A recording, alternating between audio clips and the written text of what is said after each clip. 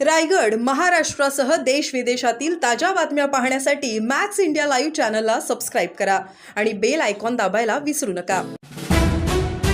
1 मे महाराष्ट्र दिनी सर्व माजी आमदारांनी उपस्थित राहावे का? पंडित पाटील यांचा जिल्हा प्रशासनाला खडा सवाल। माजी आमदार अनिकेत तटकरे यांच्याकडून राज्य शिष्टाचाराचे उल्लंघन। 26 जानेवारी ध्वजारोहण कार्यक्रमावर पंडित पाटील यांचा सवाल। माजी आमदार पंडित पाटील यांचा ध्वजारोहण कार्यक्रमात शिष्टाचार पाळला नसल्याचा आरोप। रायगड जिल्हा प्रशासनाने भूमिका स्पष्ट करण्याचे पंडित पाटील यांचे आवाहन। माजी आमदार अनिकेत तटकरे यांच्याकडून शिष्टाचाराचे उल्लंघन केले असल्याचा आरोप माजी आमदार पंडित पाटील यांनी केला आहे। राज्याच्या मुख्य सचिवांनी या प्रकरणी हस्तक्षेप करून या घटनेची चौकशी करण्याची मागणी केली। 26 जानेवारी प्रजासत्ताक दिन होऊन 4 दिवस उलटले तरी जिल्हा प्रशासनाने भूमिका स्पष्ट न केल्याने पंडित पाटील यांनी नाराजी व्यक्त केली आहे। तर 1 मे महाराष्ट्र दिनी जिल्हा मुख्यालय येथील कार्यक्रमात सर्व माजी आमदारांनी उपस्थित राहावे का, असा खडा सवाल माजी आमदार पंडित पाटील यांनी जिल्हा प्रशासनाला विचारला आहे। Dhammasheel Sawant, news bureau, Raigad.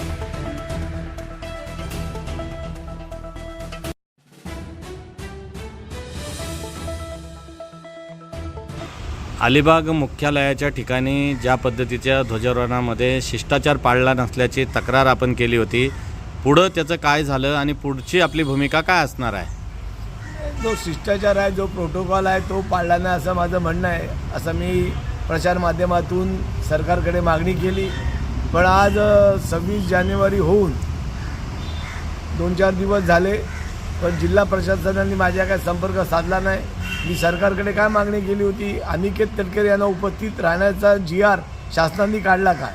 तो जर काढला असेल तर मी माझे शब्द मागे घेईन, पण मी RDCशी संपर्क साधण्याचा प्रयत्न केला। त्यांचा फोन काल दिवसभर एंगेज होता। आज त्यांनी त्याचा खुलासा करायला पाहिजे। रायगड जिल्ह्यामध्ये माननीय जयंत पाटील पण माजी आमदार आहेत, मनोहर भोईर आहेत, सुरेशजी लाड आहेत, पंडित पाटील आहेत। मग या सगळ्या लोकांनी 1 मेच्या कार्यक्रमाला तिथं उपस्थित राहायचं का? मग त्याच्यासाठी स्टेजची रुंदी वाढवायला लागेल, लांबी वाढवायला लागेल, आणि वस्तुस्थिती काय आहे ही तमाम जनतेला समजली पाहिजे। तर जिल्हाधिकाऱ्यांनी हा संवेदनशील विषयाचा खुलासा करायला पाहिजे। माझी जर तक्रार अयोग्य असेल तर मी जाहीर जनतेची माफी मागीन की माझ्या ह्याच्यासाठी मी भाषण हे केलं, पण मला निश्चित खात्री आहे जो प्रोटोकॉल आहे हा पालकमंत्री झेंडावंदन कोणी करायचं याच्यासाठी सरकार एखादी व्यक्तीला नियुक्त करतं। उद्या कोणी जाईल आणि पालकमंत्र्यांच्या बाजूला? पालकमंत्री काही कुठली कुटुंबाची व्यक्ती नाही, ही राज्य सरकारची प्रतिनिधी आहे। त्याच्यामुळे त्याच्या सुरक्षेचं बाळगणे हे राज्य सरकारचं काम आहे। मग ह्याच्यामध्ये अधिकाऱ्यांनी कोणी हायगाई केली त्यांच्यावर काय राज्य सरकार कारवाई करणार? आणि जिल्हा प्रशासन या संदर्भात काही बोलायला तयार नाही। त्यांचं प्रचार माध्यम आहे, त्यांनी याचा खुलासा करायला पाहिजे। झालेली गोष्ट योग्य आहे की अयोग्य आहे? योग्य झालेली त्याचं माझं मत आहे। कलेक्टर साहेबांनी त्याचा खुलासा करावा।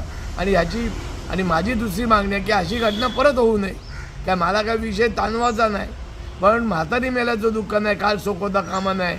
मी कलेक्टर ऑफिसशी संपर्क साधला, पण काल त्यांचा संपर्क होऊ शकला नाही। त्यांचे जे चिटणीस आहेत त्यांचा संध्याकाळी ते बोलले की आम्ही शासनाला कळवतो।